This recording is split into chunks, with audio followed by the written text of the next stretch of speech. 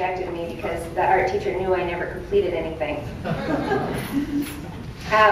George took us on a lot of field trips.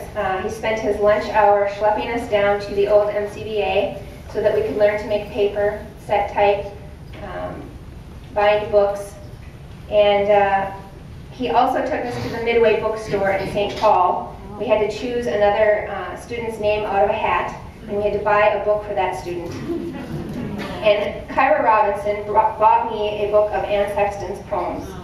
And it was the first poet I ever became obsessed with, morbidly obsessed with, which I think is fitting. And that tells you a lot about where I was at 16.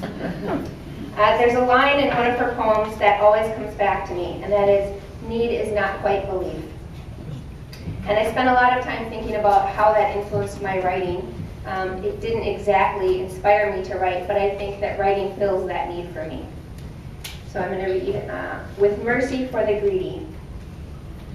From my friend Ruth, who urges me to make an appointment for the sacrament of confession.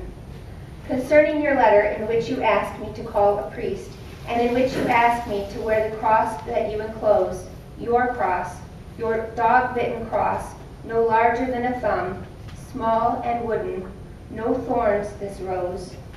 I pray to its shadow, that gray place where it lies on your letter, deep, deep.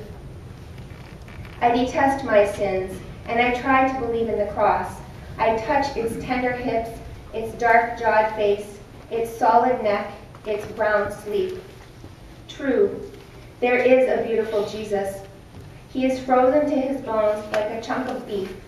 How desperately he wanted to poke his arms in. How desperately I touch his vertical and horizontal axes. But I can't. Need is not quite belief. All morning long I have worn your cross, hung with package string around my throat. It tapped me lightly as a child's heart might, tapping secondhand, softly waiting to be born. Ruth, I cherish the letter you wrote. My friend, I was born doing reference work in sin, and born confessing it. That is what poems are, with mercy for the greedy. They are the tongue's wrangle, the world's pottage, the rat's star. And then my poem, a poem for Etta. She sits at the edge of the bed.